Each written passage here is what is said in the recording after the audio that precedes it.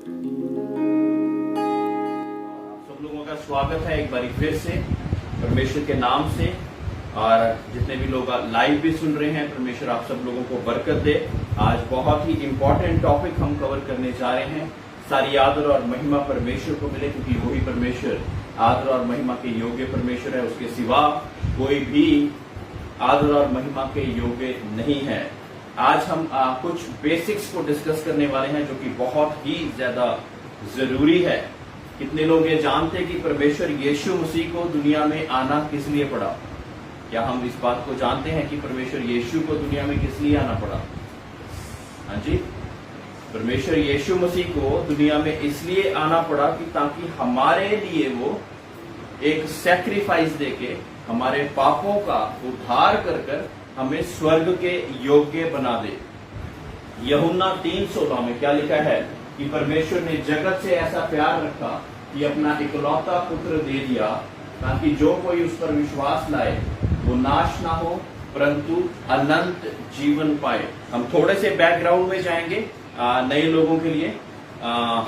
जब परमेश्वर ने संसार की सृष्टि को किया, तो ये संसार की सृष्टि को 6 दिनों में परमेश्वर ने बनाया। 7वें दिन में परमेश्वर ने आराम करा। तो 5 दिन में सृष्टि बनाने के बाद 6ठे दिन परमेश्वर ने इंसान को बनाया। इंसान जो कि परमेश्वर की सर्वश्रेष्ठ सृष्टि है। इंसान को परमेश्वर ने अपनी सर्वश्रेष्ठ सृष्टि कर कर माना, है ना। और बहुत से लोग थे, बहुत से लोग वहां पर नहीं थे जब इंसान को पहला आदम और पहली हवा, पहली औरत बनी, है ना। जब आदमी को बना दिया तो पहला ऑपरेशन करा खुदा बाप ने, आदम को गहरी नींद में डुलाया और उसके लिए एक पसली में से एक पसली लेकर स्त्री को भी बनाया। तो स्त्री और पुरुष को परमेश्वर ने बनाया, क्योंकि आदम जानवरों के साथ ही बातें करता रहे, ऐसा अच्छा नहीं। लेकिन परमेश्वर चाहता था कि उसके जैसा भी कोई ऐसा हो जिस कारण वो परमेश्वर के नजदीक आ सके और आपस में भी एक ऐसा संबंध रख सके। तो वो एक पहली कलीसिया या पहला चर्च था, एक आदम और हवा, सिर्फ 2 लोगों का। वो पहला ऑर्गेनाइजेशन थी, पहला चर्च था। और जब परमेश्वर ने देखा कि सब चीजें बन गई है, सूरज को बोला कि बन जा तो वो बन गया, चंद्रमा को बोला कि बन जा तो बन गया, लेकिन सिर्फ एक इंसान ही था जिसको उसने अपनी हाथों के द्वारा परमेश्वर ने उसकी रचना करी। Praise Lord. तो हाथों के द्वारा सिर्फ और सिर्फ इंसान को ही बनाया। और क्या बोला कि परमेश्वर ने इंसान को अपनी शक्ल और सूरत के अनुसार बनाया। लेकिन जिस परमेश्वर ने इंसान को बनाया, वो चाहता था कि इंसान उसके साथ संबंध रख सके, उसके साथ बातचीत कर सके, उसके साथ वो हर एक कार्य कर सके जो कि परमेश्वर चाहता है ना। रोज शाम को परमेश्वर उनके साथ टहलने आता था, उनके साथ बातचीत करता था और चाहता था कि वो उसके साथ ऐसा संबंध बना के रखें, ऐसा रिलेशन बना के रखें जिस वजह से परमेश्वर ने उसको बनाया है। लेकिन हुआ क्या कि परमेश्वर ने उसी बागे अदन में, जहां पे आदम और हवा को रखा था, एक पेड़ लगाया जो कि एक अच्छाई और बुराई का पेड़ था। अच्छाई और बुराई के ज्ञान का पेड़ था। और आदम और हवा को बोल दिया कि इस पेड़ के बीच में से नहीं खाना है। लेकिन एक दिन हवा टहलते टहलते, जो औरत थी वो टहलते टहलते उस पेड़ के पास गई और पूछा, वहां पे गई और देखा कि वो पेड़ का फल बहुत ही अच्छा है। उसके ऊपर एक सांप, इब्लीस, शैतान, डेविल जिसको कहते हैं, वो सांप के रूप में उसके ऊपर आया, उस पेड़ के ऊपर। और उसने हवा से क्या कि तुम ये पेड़, इस पेड़ का फल क्यों नहीं खा रही हो? और तब हवा ने बोला कि परमेश्वर ने हमें मना कर दिया है। तो कहता कि मना किस लिए करा? परमेश्वर ने बोला कि जिस दिन तुम इस चीज को खाओगे तुम मर जाओगे। और जब उस चीज को उसने बोला, कहते कि नहीं तुम तो मरोगे नहीं, बल्कि तुम में ज्ञान आ जाएगा। सोचिए कि वो उसको लालच दे दिए कि आपको ज्ञान आ जाएगा, इस कारण आप इस पेड़ का फल खा लो, है ना। तो उसने कहा कि ठीक है। उसने उस पेड़ के फल को खाया और तोड़ा, खाया और खुद जाके अपने हस्बैंड को भी दिया, आदम को भी दिया। और पहली बार उनको पता लगा कि उन लोगों ने कुछ भी नहीं पाया। और यहाँ पे हो क्या गया था? यहाँ पे एक बहुत बड़ी घटना हो गई थी, जो कि परमेश्वर की नाफरमानी थी। परमेश्वर से दूर हम सिर्फ एक चीज से हो सकते हैं, वो है सिन, पाप जिसे कहते हैं। सिन के द्वारा ही हम परमेश्वर से दूर हो जाते हैं। सिन का मतलब क्या है? परमेश्वर की अनाज्ञाकारिता, जिसकी परमेश्वर की नाफरमानी कहते हैं, इंग्लिश में डिसोबीडियंस कहते हैं, वो ही है सिन। उसी को दूसरे शब्दों में सिन या पाप कहते हैं। पाप की एक बहुत बड़ी डेफिनेशन नहीं, लेकिन हर एक वो डिसोबीडियंस जो कि हम परमेश्वर के खिलाफ करते हैं वो एक सिन हो जाता है। अब देखिए, परमेश्वर हर एक तरह, जैसे हर रोज आता था, तो वैसे ही परमेश्वर शाम को उनके साथ फिर दोबारा संगति करने आया। और परमेश्वर को तो पता था कि इतनी बड़ी बात हो गई है, लेकिन उससे फिर पूछा कि आदम तू कहाँ है। तो जब पूछा कि आदम तू कहाँ है, तो पता लगा कि आदम तो छुपा हुआ। आदम कहता कि मैं तो छुप गया हूं। परमेश्वर कहता कि ऐसी कौन सी बात होगी कि तुझे मुझसे छुपना पड़ गया। परमेश्वर को पता था, फिर भी आदम से जानना चाहता था। फिर उसने बोला कि जो स्त्री तूने बनाई थी उसने मुझे वो फल दे दिया जो कि तूने मना करा था। जो मना करा था वो फल उसने मुझे दे दिया, और उस वजह से क्या हुआ कि मुझे पता लग गया कि मैं नंगा हूं, मैंने कुछ भी नहीं पहना। पहली बार उसे पता लगा परमेश्वर के सामने आने की, और मैं कहते झाड़ियों के पीछे छुपा हुआ हूं। ठीक है, स्त्री के पास गया, परमेश्वर स्त्री से पूछा कि क्या हो गया सर, तुम मेरे सामने क्यों नहीं आ रहे हो। तो कहते कि वो सांप उस पेड़ पे जो आपने मना करा था उस पे आ गया, उसने हमें बहलाया फुसलाया, और उस वजह से हमने वो फल खा लिया। फिर परमेश्वर ने शाप दिया, सांप को जाके शाप दिया। पहले सांप पैरों के बल चला करता था और क्रोकोडाइल की तरह हुआ करता था। उसको शाप दिया कि वो अब पेट के बल चलेगा और मिट्टी चाटेगा। सांप क्या खाता है? मिट्टी को ही चाटता है, वो कुछ और नहीं चाटता, वो और कुछ नहीं खाता है, मिट्टी चाटता है, और मिट्टी के और जो जीव जंतु जो होते हैं उनको वो खाता है, ऐसे करता है। तो उसको ये शाप दिया हुआ है परमेश्वर ने। ये ऐसे नहीं कि वो ऐसे बन गया, पहले दूसरी तरह चला करता था। और क्योंकि आदम और हवा से बात करी, तो हो सकता है कि वो आदमियों की तरह बात भी करता हो, क्योंकि तभी उसको हवा को उसकी बात समझ लगी, है ना। ये चीज बाइबल में नहीं लिखी, लेकिन हवा उसकी भाषा कैसे समझ रही थी? कोई तो वजह होगी कि उसके साथ कम्युनिकेट कर पा रही थी, उसके साथ बातचीत कर पा रही थी, जिस वजह से वो भाषा उसकी समझकर, या तो हवा को उसकी भाषा समझ लगती होगी उस समय पे। फिर हवा के पास परमेश्वर आया और हवा को बोला कि जब तू बच्चा जनेगी तो तेरा ऐसा दर्द होगा जैसे कि एक तेरा दूसरा जन्म हुआ हो, वैसा दर्द होगा। और उस वजह से आज तक जब स्त्री बच्चा जन्मती है तो इतना ज्यादा दर्द होता है कि जैसे कि उसका दूसरा जन्म हुआ हो। फिर पुरुष के पास परमेश्वर आया, पुरुष को क्या दंड दिया कि जब तक तू खून पसीने की कमाई एक नहीं करेगा ना, तब तक तू खाने का हकदार नहीं है। इसी कारण हम सब लोग दौड़ते रहते हैं ना। जीतू भाई इलेक्ट्रिशियन का काम करते हैं, हम रियल एस्टेट का करते हैं, पूरे दिन रात दौड़ते रहते हैं कि खून पसीने का एक करके हम कुछ कमा सके, अपने घर के लिए, अपने कारोबार को चला सके। ये हमें एक तरह से शाप मिला हुआ है। ऐसा पहले शुरुआत से नहीं था। परमेश्वर ने तो पैराडाइज में रखा हुआ था, अपने साथ बातचीत करने के लिए रखा हुआ था, और हम हमेशा उसकी संगति में, उसकी आवाज सुनने के लिए हमेशा रेडी होते थे। लेकिन क्योंकि ये चीज आ गई, पाप आ गया, क्योंकि इस वजह से क्या हुआ, हम परमेश्वर से थोड़ा सा दूर हो गए। आज हम परमेश्वर की आवाज सुनने के लिए हमें उपवास रखने पड़ते, घुटनों पे बैठना पड़ता, और फिर जाके हम उस चीज को सुन पाते हैं, उस चीज को अच्छे से सुन पाते हैं। क्योंकि संसार में बहुत ज्यादा पोल्यूशन आ चुका है। तो उसके बाद क्या हुआ, परमेश्वर ने उस पैराडाइज में से, उस बागे अदन में से उन लोगों को बाहर निकाल दिया। तो जब बाहर निकाल दिया तो परमेश्वर ने फिर भी उनको छोड़ा नहीं। फिर उनके लिए जानवरों के कपड़े बना के, जैसे अर्ली मैन आपने देखे होंगे कि जानवरों के कपड़े पहन के उस हिसाब से उन्होंने जीना शुरू कर दिया। जो लोग कहते हैं कि बहुत सी जूनें होती हैं, तो मैं आपको बता देना चाहता हूं कि एक ही जून है, वो इंसान की जून है। इंसान को परमेश्वर ने सर्वश्रेष्ठ सृष्टि अपने हाथों की कारीगरी करके बनाया। इसके अलावा इंसान कीड़ा मकोड़ा नहीं बनता, जानवर बकरी नहीं बनता, सांप नहीं बनता। लेकिन इंसान को तो इंसान बनाया है। एक इंसान ही है, अगर हम साइंटिफिकली देखें, जिसमें 3 चीजें पाई जाती हैं। वो 3 चीजें क्या है? स्पिरिट यानी कि आत्मा, सोल यानी कि जान, और देह यानी कि फ्लैश। जो जानवर है उसमें सिर्फ 2 चीजें होती हैं, सोल और फ्लैश, उसमें आत्मा नहीं होती। जो साइंटिफिकली जो बहुत ज्यादा पढ़े हुए हैं उनको ये पता लग जाएगा कि ये बात बिल्कुल ही सच्ची है। इसलिए जिस चीज में आत्मा और जिस में ये तीनों चीजें होती हैं, वो किसी जानवर का रूप लेकर कैसे आ सकता है? सोचने वाली बात है। जिसमें 2 चीजें हैं, वो 3 चीजों को अख्तियार करके, जिसको उस तरह से बनाया ही नहीं गया, उसको लेकर कैसे जन्म ले सकता है? तो ये एक तरह से बहुत ही बड़ा क्रॉस है, ये वैसे ही उलझाया हुआ है, रॉन्ग नंबर है ये, कि इंसान जानवर भी बन जाता है, गीदड़ भी बन जाता है, बकरी भी बन जाता है, तो ये नहीं है। हमने जिस चीज पे आज कंसंट्रेट करना है वो ये चीज है जिस वजह से हम परमेश्वर की आदर और महिमा से दूर हो गए। मैंने बैकग्राउंड इसलिए दिया ताकि आपको पता लगे कि हर एक मनुष्य पापी है और परमेश्वर की महिमा से दूर है। हर एक व्यक्ति जो कि दुनिया में पैदा हुआ वो आदम और हवा के बीच में से ही निकल कर आगे आया, चाहे जिस मर्जी संसार के कोने में हो।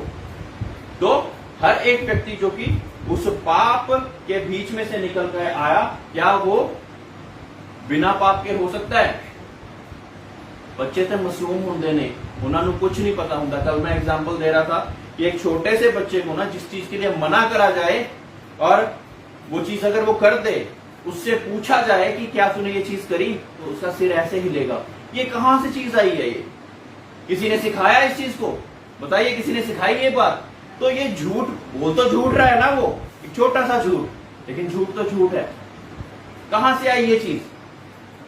अपने आप से, क्योंकि स्वभाव में है, उसके कैरेक्टर में है।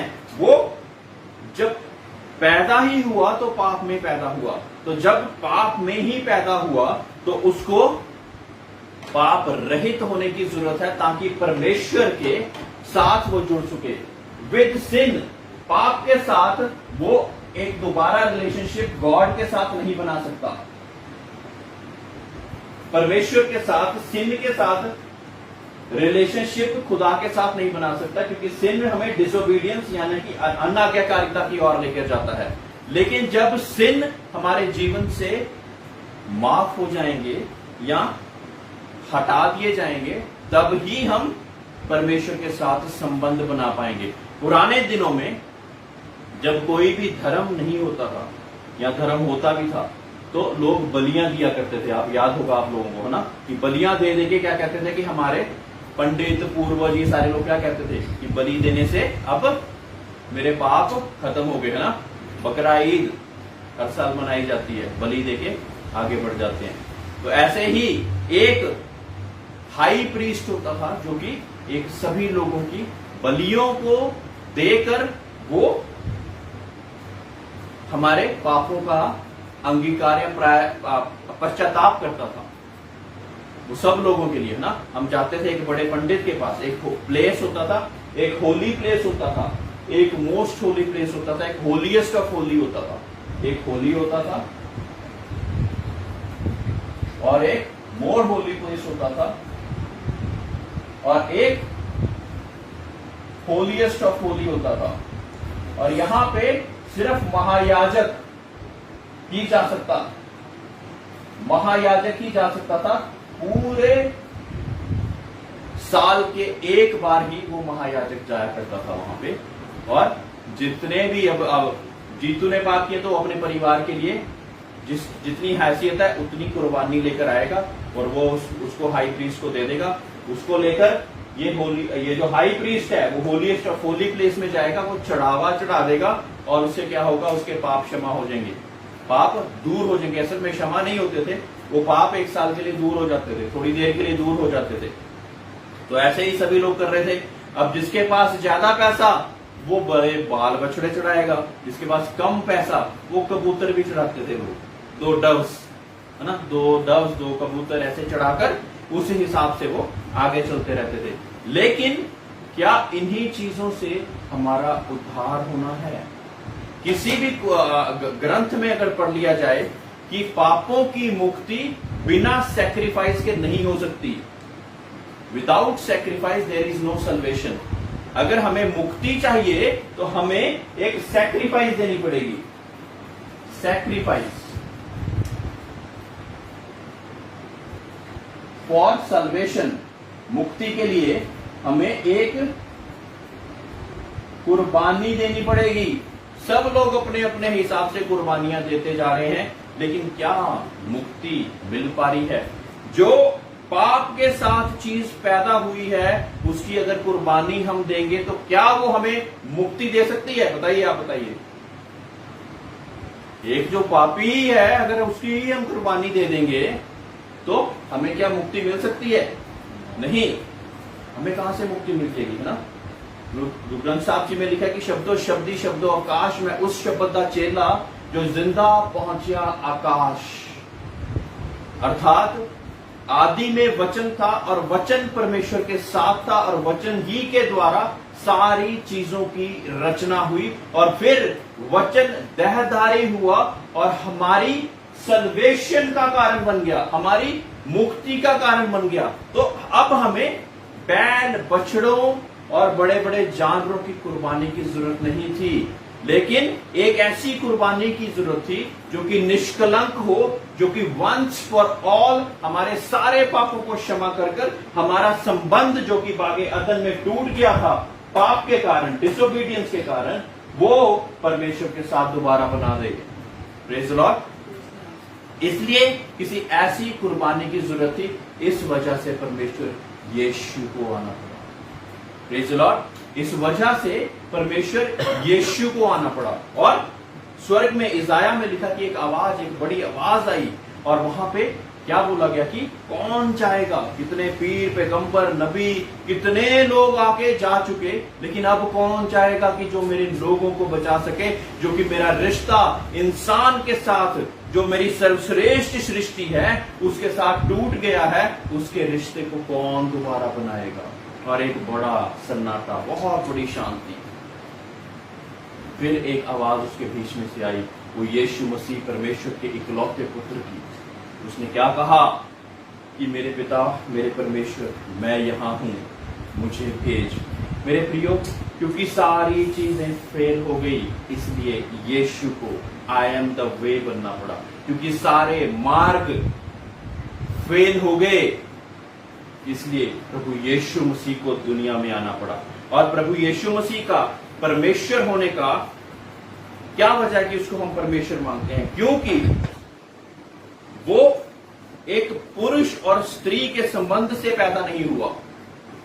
हर एक व्यक्ति जो कि पुरुष और स्त्री के संबंध से पैदा होता, उसको मुक्ति की जरूरत पड़ती और उसके बीच में पहले से सिन होता, इसलिए उसको सल्वेशन की जरूरत पड़ती ताकि वो मुक्ति पाकर वो परमेश्वर के साथ दोबारा संबंध बना सके। प्रभु यीशु मसीह मरियम के द्वारा पैदा हुए और मरियम पर परमेश्वर की आत्मा उतरी, पवित्र आत्मा उतरी और फिर वो गर्भधारी हुई, जिस वजह से जो पुत्र उसके द्वारा जना गया वो परमेश्वर का पुत्र था।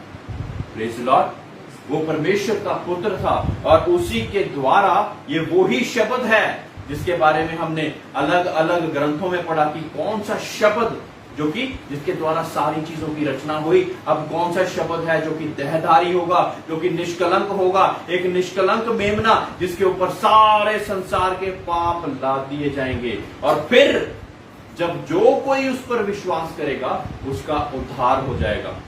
जितनों ने उस पर विश्वास करा उतनों को उसने अपने बेटे और बेटियां बनने का अधिकार दे दिया। Praise the Lord. तो आज अगर कोई भी परमेश्वर के नाम से विश्वास के साथ आता है, बहुत बड़ी क्वालिफिकेशन नहीं, अंगीकार अपने पापों का और साथ ही साथ परमेश्वर के यीशु पर विश्वास करना। अब प्रभु यीशु मसीह को जान देनी पड़ी क्योंकि कुर्बानी की जरूरत थी ताकि हमें सल्वेशन मिल सके। लोग कहते कि जब वो अच्छे काम कर रहा था तो उसको मारा गाड़ा क्यों गया? सिर्फ उसको मारा गाड़ा ही नहीं गया, लेकिन वो तीसरे दिन मुर्दों में से फिर से जी उठा। दुनिया में रहकर वो सारे उन चीजों को झेलता रहा जो कि आज मैं और आप झेलते हैं, दुख तकलीफ। क्योंकि उसके दुनिया में जो बाप मरियम का पिता यूसुफ थे तो वो बढ़ई का काम करते थे। बचपन में बढ़ई का भी काम, कारपेंटर सन का काम भी उसने करा और सारी मुसीबतों को, परेशानियों को झेलते हुए दुनिया में होकर, दुनिया के ना होकर रहकर उसने ऐसा हमें कर दिखाया और ऐसा स्टैंडर्ड हमारे लिए बना दिया जो कि हम भी वैसा कर सकते हैं। ऐसा स्टैंडर्ड बना दिया। अगर हम किसी पादरी को आज देखें, किसी प्रॉफिट को देखें, किसी और बड़े संत महात्मा को देखें तो कहीं ना कहीं शायद उसमें भी कमी पाई जा सकती होगी। इस वजह से काफी लोग बैकस्लाइड हो जाते हैं। जब ये ऐसे कर सकता है तो फिर तो भाई कुछ भी नहीं बचा। मेरे प्रियो, वो भी इंसान है वो भी उन सुख दुख के बीच में चलता जा रहा है, उससे भी पाप हो सकता। लेकिन एक उद्धार का मार्ग, एक मुक्ति का मार्ग जो कि यीशु मसीह है, उसी पर हम विश्वास जब लाएंगे तो हमारा उद्धार हो जाएगा। प्रेज़ लॉर्ड, तब हमारा उद्धार हो जाएगा और उसी उद्धार के द्वारा हम परमेश्वर के साथ दोबारा संबंध बना पाएंगे। परमेश्वर होली है। ये जो priest holiest of holy place में जाता था ना, इसके यहाँ पे घंटी बांध दी जाती थी ताकि अगर इसमें भी कोई पाप पाया जाएगा ना तो वो बहुत ही ज्यादा अति पवित्र स्थान पे जब जाएगा तो वो मर जाएगा। उसके सामने, अति पवित्र सामने के सामने वो टिक ही नहीं सकता। इसलिए घंटी जब तक चलती जाती थी, बाहर वाले लोगों को पता लगता था कि वो अभी जिंदा है। और साथ में यहाँ पे रस्सी बांधी होती थी कि क्योंकि अगर वो मर गया तो उसको कोई भी लेने जाएगा, वो भी मर जाएगा वहीं पे, क्योंकि वो भी पापी होगा। तो घंटी बांध दी जाती थी कि घंटी जब तक टन टन टन चलती जा रही है तब तक बंदा जिंदा है, वो प्रीस्ट, वो महात्मा जिंदा है। और जब घंटी बंद होगी तो उसको रस्सी से बाहर खींच लिया जाता था कि उसका काम खत्म हो गया। लेकिन प्रभु यीशु मसीह ने सारे लोगों का, सारे संसार का उद्धार करते हुए, रोगियों के रोग चंगे करते हुए, जिसकी आंखें नहीं उसको आंखें देते हुए हम सब लोगों की एक सैक्रिफाइस का कारण बन गया। और वहां पर जब कोई भी लोग नहीं जा रहा था, क्योंकि उनको सबको पता था कि कांटों का ताज पहनाया जाएगा, पसली में भाला खोपा जाएगा, खून की आखिरी बूंद तक मेरी बहा दी जाएगी। ये ऐसी ही बलि की सैक्रिफाइस के साथ हमें सल्वेशन मिली है। ये बहुत ही बेशकीमती चीज है। इसको इंसान अगर ना समझे तो वो अपनी सल्वेशन को गवा रहा है। एक बड़ी सैक्रिफाइस, 39 कोड़े मारे गए, जिसमें से एक एक कोड़े के द्वारा अराउंड 200-250 मांस खींच के आता था। ऐसे मारते थे वो, और ऐसे जब खींचते थे तो मांस खींच के आता था।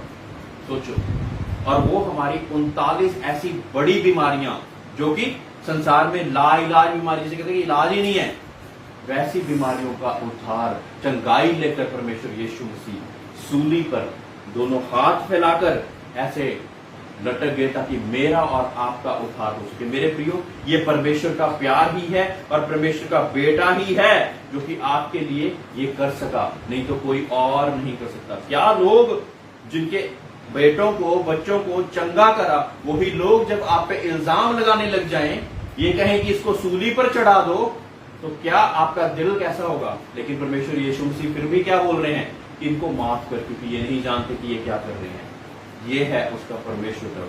और पहली बात कुंवारी मरियम के द्वारा जन्म लेना, दूसरी बात सारी बातों को सहकर हमारी सल्वेशन का कारण बनना, तीसरी बात मुर्दों में से जी उठना, जिससे पता लगता कि परमेश्वर वही है। कोई भी मुर्दों में से, सबकी कब्रें वहां पर हैं अलग अलग जगह पर, लेकिन एक ही कब्र है जो कि आज तक खाली पड़ी हुई है इजराइल में, और वो है प्रभु यीशु मसीह की कब्र।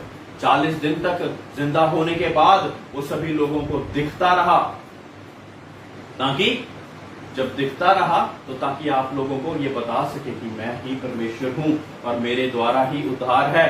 बिना मेरे द्वारा कोई भी पिता के पास नहीं पहुंच सकता। लोग ढूंढ रहे हैं मार्ग को, सत्य को और जीवन को। लगातार खोज में कोई एक टांग पे खड़ा है, कोई हिमालय पर्वत पे गया हुआ, कोई कहां पे गया हुआ है, कोई लेट लेट कर कहीं पे पहुंच रहा है। किस लिए? ताकि सही मार्ग मिल जाए, सही सत्य मिल जाए, सही जीवन मिल जाए। लेकिन प्रभु यीशु मसीह ने क्या कहा? मार्ग, सत्य और जीवन मैं ही हूं। बिना मेरे द्वारा कोई पिता के पास नहीं पहुंच सकता। Praise the Lord. कोई पिता के पास नहीं पहुंच सकता।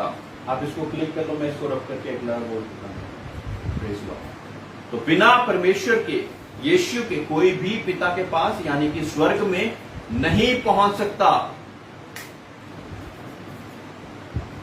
तो हमें स्वर्ग में पहुंचने के लिए हमें एक सैक्रिफाइस, एक निष्कलंक मेमने की कुर्बानी पर विश्वास कर कर हमें अब आगे बढ़ना है। जब हम परमेश्वर पर विश्वास ले आते हैं तो वो हमारा एक फर्स्ट स्टेप हो जाता है, एक फर्स्ट स्टेप हो जाता है हमारी उद्धार और शांति की ओर।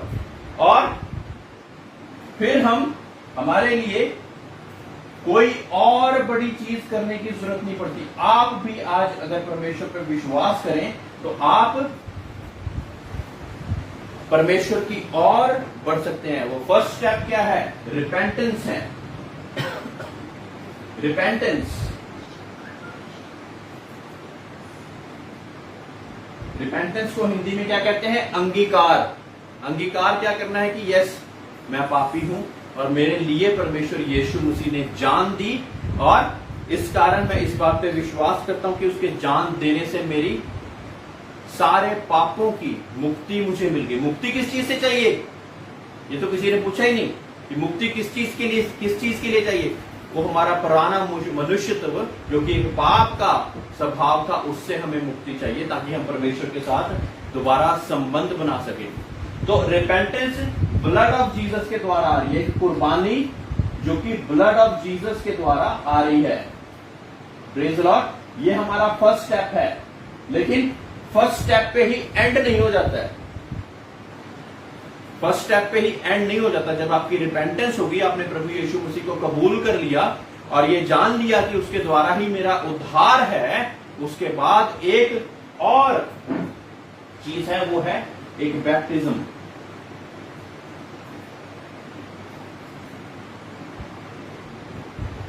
कुछ दिन पहले मैंने एक मैसेज भेजा था जिसमें लिखा गया था कि आपको विटनेस की, साक्षी की ओर पे 3 चीजों की जरूरत पड़ती है, और वो 3 चीजें क्या है? लहू, पानी और आत्मा। यूहन्ना 1 यूहन्ना 5 का 7 से पढ़ेंगे, जोर से पढ़ दें।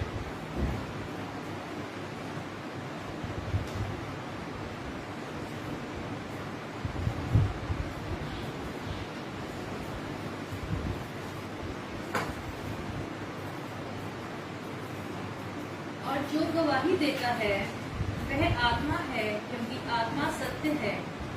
गवाही देने वाले 3 हैं, आत्मा और पानी और लहू, और तीनों एक ही बात पर सहमत हैं। जब हम मनुष्यों की गवाही मान लेते हैं तो परमेश्वर की गवाही तो उससे बढ़कर है, और परमेश्वर की गवाही ये है कि उसने अपने पुत्र के विषय में गवाही दी। Praise the Lord. पहला पतरस 3:21।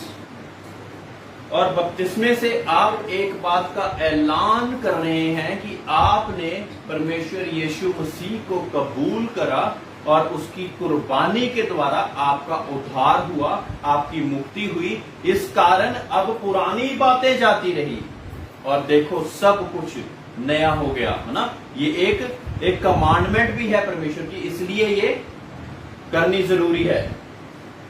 उसी पानी का दृष्टांत भी, अर्थात बपतिस्मा यीशु मसीह के जी उठने के द्वारा अब तुम्हें बचाता है। इससे शरीर के मैल को दूर करने का अर्थ नहीं है, परंतु शुद्ध विवेक से परमेश्वर के वश में हो जाने का अर्थ है। Praise the Lord. सो बपतिस्मे से क्या हो रहा है? ये नहीं कि हम नहा रहे हैं तो हमारी मैल कम हो रही है, लेकिन ये अंदरूनी मैल की बात हो रही है। यहाँ पर ये अंदरूनी स्वभाव की चीज। अब मेरा पुराना मनुष्यत्व मर गया है, वो जो पाप के द्वारा जिस कारण मैं चल रहा था, जो मुक्ति से नहीं भरा था लेकिन मुक्ति के बिना था, वो परमेश्वर यीशु की कुर्बानी के कारण, उस पर मेरा विश्वास लाने के कारण ये मेरा लोगों के सामने अंगीकार है कि जब मैं डूबता, तो जब मैं उस पानी में से निकलता, तो परमेश्वर यीशु मसीह ने मुझे सारे पापों से शुद्ध कर दिया और मेरे उद्धार का कारण बन गया। Praise the Lord. तो ये डर्ट नहीं हो रही है। एक तो आप खुल्लम खुल्ला इस बात का ऐलान कर रहे हैं कि परमेश्वर यीशु मसीह ने जो कुर्बानी दी वो जाया नहीं थी, वो कुर्बानी आपके और मेरे लिए थी, मेरे पापों के लिए थी। एक जीवन मनुष्य का बाद में भी है जो कि परमेश्वर यीशु मसीह के बिना उसमें हम एंटर ही नहीं कर सकते, क्योंकि वही मार्ग है, वही सत्य है, वही जीवन है। हम सोचते होंगे कि मार्ग की तलाश में लोग सभी पड़े हुए हैं। कौन से मार्ग की? दिल्ली जाने वाले मार्ग या अम्बाला, ये तो सबको पता है। कौन से मार्ग की तलाश में सभी लोग? कभी सोचा कि सभी महात्मा लोग कहते हैं कि मार्ग, मुझे मार्ग मिलना चाहिए, सबका मालिक एक है, मार्ग मुझे एक चाहिए, एक ही रास्ता मुझे चाहिए। कौन से मार्ग की बात हो रही है? मेरे प्रियो, ये उस मार्ग की बात हो रही है जो कि आपको मुक्ति दिलाकर स्वर्ग का अधिकारी बना देगा। और वो मार्ग कौन है, सत्य कौन है, जीवन कौन है? प्रभु यीशु मसीह। उसी पर जब हम विश्वास लाते हैं तो तब हमें यह पता लग जाता कि हम उसकी संतान होकर, जितनों ने उस पर विश्वास करा उतनों को परमेश्वर ने अपने बेटे और बेटियां बनने का अधिकार दे दिया। Praise the Lord. प्रेरितों के काम 10:48।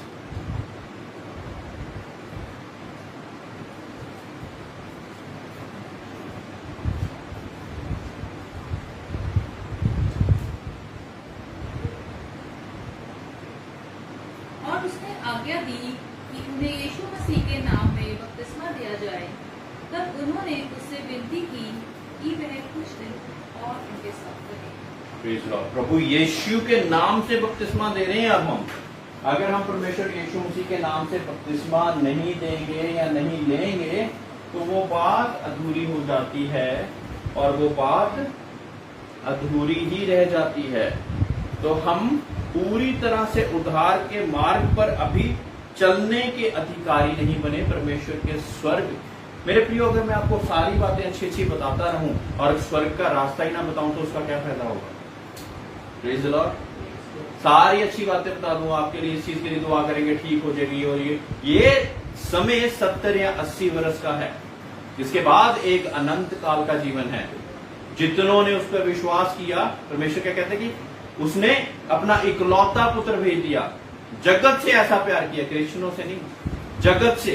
कोई भी व्यक्ति, कोई भी जान, जगत में कोई भी आ जाता है, इसने जगत से ऐसा प्यार किया ताकि कोई भी जो उस पर विश्वास लाए वो नाश ना हो परंतु अनंत जीवन पाए। वो आपके लिए अनंत जीवन की कामना करता है। अगर आप अकेले भी होते कि जिसके लिए परमेश्वर को जान देनी पड़ती तो परमेश्वर यीशु फिर भी आते।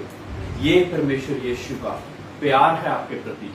कोई भी मनुष्य एक दूसरे मनुष्य के लिए जान नहीं देता। आजकल तो 5 रुपए 10 रुपए देने के लिए भी बहुत ज्यादा बड़ी बात हो जाती है, लेकिन सोचो कि एक व्यक्ति जो कि आपके लिए अपनी जान दे रहा है ताकि आपका उद्धार हो सके, जो कि परमेश्वर से रास्ता हम भटके हैं, उस रास्ते पर हम उसको कबूल करके उसके रास्ते पे चल पड़े। जिस चीज को हम भटक गए हैं उस रास्ते को हम दोबारा फिर ग्रहण करके प्रभु यीशु में चलने वाले हो सके। मेरे प्रियो, ये बहुत ही गहरी बातें हैं, क्योंकि अभी अंत का समय चल रहा और देश देश पे चढ़ाई कर रहा, भाई भाई के खिलाफ हो रहा। हर एक चीज इस बाइबल में पहले से लिखी है। बाइबल ही है जिसमें जो चीजें होने वाली हैं वो पहले से लिख दी गई हैं। यहाँ पे होती हैं और फिर अखबारें छपती हैं, फिर लिखा जाता है कि ये चीजें होने वाली हैं। लेकिन ये सारी चीजें, कोरोना वायरस, जितने भी प्लेग्स, सारी चीजें, महामारियां आएंगी आखिरी दिनों में, देश देश पे चढ़ाई करेगा। और सारी चीजों, अफगानिस्तान में चीजें हो रही हैं, जो इजराइल के ऊपर सारे लोगों का घेरा पड़ा बैठा हुआ, उसको नष्ट करना चाह रहे हैं, ये सारी चीजें पहले से लिखी गई हैं। आज भी अगर हम परमेश्वर के वचन सुनकर तौबा ना करें तो वचन कहता है कि हाय है हम पर। अगर हम आज भी परमेश्वर के वचन को सुनकर अपने निजी जीवन में नहीं कबूल करते, हम सोचते हैं कि कोई गल नहीं, अभी कौन सा टाइम आया है, फिर कर लेंगे कभी, है ना। एक समय था जब जीतू भाई ने कबूल करा, एक समय था जब नरजीत भाई को पता लगा, एक समय था शिफा को, एक समय था जब मैं क्रिश्चियन परिवार में पैदा होकर भी शायद मैं उस तरह से एक समय पे नहीं चल रहा था जैसे मुझे चलना चाहिए। लेकिन एक समय पे परमेश्वर ने मेरे मन को मोड़ा, तोड़ा और फिर बनाना शुरू करा, और आज तक उसने मुझे बनाना नहीं छोड़ा। अभी भी मुझे परमेश्वर रोज सिखाते हैं, रोज बनाते हैं ऐसी ऐसी चीजों पे जहां पे मैं शायद कम पड़ सकता, वहां पे परमेश्वर यीशु मसीह को बीच में इंटरवीन करना पड़ता, उसके एंजल्स को इंटरवीन करना पड़ता ताकि मेरे उद्धार के रास्ते में कोई कमी ना आ जाए। मेरे प्रियो, हम कल बात कर रहे थे कि सकड़ा है मार्ग जो कि परमेश्वर की ओर जाता है, लेकिन बहुत ही चौड़ा मार्ग है जो कि शराबी, पार्टियां, ये बाकी सारी जगह पे जो चीजें जा रही है ना, वो बहुत ही चौड़ा मार्ग है। आज अगर मैं कहता ना मैंने पेटी मंगाई हुई है दारू की, बियर की, और मेरे फ्रेंड्स सारे आ जाओ, तो मतलब कहीं सारे काम छोड़ के भी सभी लोग पहुंच जाते है कि नहीं, सच्ची बात। लेकिन अगर मैंने कहा कि आज परमेश्वर की संगति का समय है, आज हम परमेश्वर के घुटनों पे कुछ देर बैठें और उसका मनन करें तो शायद बहुत से लोग कम पहुंचेंगे। आप लोग बहुत ही ज्यादा बेशकीमती हैं, इत्तेफाक से नहीं आए हो आप, क्योंकि परमेश्वर ने आपको इस समय के लिए निर्धारित कर दिया, इसीलिए आप आए हो। आप ऐसे ही नहीं आगे कि ऐसे ही कुछ और काम नहीं था तो आज हम आगे, है ना। कई लोग इस समय पे शायद अपना काम कर रहे होते हैं। मेरे प्रियो, मैं एक माली हमारे 41 चर्च में आया करता था। सोचो कि लोग अलग अलग बहाने चर्च के टाइम पे लगा देते हैं। कहता कि वो जो 2 घंटे है ना, वो मैं परमेश्वर के समय के लिए अगर निकाल लूंगा, कहता पूरे दिन की दिहाड़ी ना मेरे बाकी के 2 या 4 घंटों में पूरी हो जाएगी। मुझे परमेश्वर के समय को कॉम्प्रोमाइज करने की जरूरत नहीं है। मुझे परमेश्वर के समय को ये जानने की जरूरत नहीं कि इस समय मैं कोई और काम कर लूं। सोचो, अगर परमेश्वर ने भी ऐसा सोचा होता और अपना इकलौता पुत्र ना भेजा होता कि मैं इसको क्यों भेज रहा हूं, कोई बात नहीं, होती है नष्ट पृथ्वी, एक बार नष्ट हो जाए कोई बात नहीं, फिर नष्ट हो जाए फिर दोबारा बना लेंगे। उसने तो 2 शब्द ही कहने थे ना, फिर दोबारा बन जानी थी पृथ्वी। लेकिन वो आपसे और मेरे से बहुत ज्यादा प्यार करता है, इसी कारण उसने अपना इकलौता पुत्र भेजा, इसी कारण उसने हमारे मुक्ति का रास्ता बनाया। हमने पाप तो कर दिया था, उसको बहुत ज्यादा बुरा लगा, लेकिन फिर भी उसने एक रास्ता बनाकर फिर दोबारा हमें अपने साथ जुड़ने का एक जरिया बना दिया। एक रिलेशनशिप जो कि बागे अदन में टूट गया था, उस रिलेशनशिप को परमेश्वर ने यीशु मसीह में होकर क्रूस पर ऐसे दोनों हाथों फैलाकर फिर दोबारा कायम कर दिया। एक पुत्र जो जन्मा था, जो कि शुरुआत में जन्मा था, उसके कारण डिसोबीडियंस आ गई थी, अनाज्ञाकारिता आ गई थी, लेकिन परमेश्वर यीशु मसीह ने ओबीडियंस शुरुआत से लेकर आखिर तक ओबीडियंस निभा के हमारे लिए वो रास्ता दोबारा कायम किया। एक ने रास्ता तोड़ दिया था और एक ने रास्ता दोबारा बना दिया हमारे लिए। आज हमें बहुत बड़ी चीज करने की जरूरत नहीं, लेकिन सिर्फ अंगीकार करना है, प्रायश्चित करना है अपनी पुरानी चीजों के लिए और परमेश्वर से प्रार्थना करनी है कि मैं फिर से तेरा बेटा और बेटी बनना चाहता हूं, मैं फिर से तेरे करीब आना चाहता हूं। और उससे क्या होगा, परमेश्वर आपके जीवन में आ जाएंगे। और परमेश्वर जब जीवन में आ गए तो जो बेटा और बेटी को बाप से क्या मांग सकता है, कुछ भी। Praise the Lord. तो जो बेटा और बेटी हम जब बन जाएं तो वो हम परमेश्वर से फिर क्या मांग सकते हैं, अपने बाप से क्या मांग सकते हैं, कुछ भी मांग सकते हैं। और बाइबल में लिखा कि मांगो तो तुम्हें दिया जाएगा, खटखटाओ तो तुम्हारे लिए खोला जाएगा, ढूंढोगे तो तुम पाओगे। Praise the Lord. Thank you Lord Jesus. मैं विश्वास करता कि आज के वचन के द्वारा आपके उद्धार का रास्ता आज आपके लिए खुल गया है और आप परमेश्वर यीशु पर विश्वास लाकर अपने जीवन को उसकी और आप टर्न कर सकते हैं और अपने लिए शांति और आनंद और अनंत का जीवन अपने लिए तैयार कर सकते हैं। मेरे प्रियो, परमेश्वर आपसे बहुत बहुत प्यार करते हैं, बहुत ज्यादा प्यार करते हैं।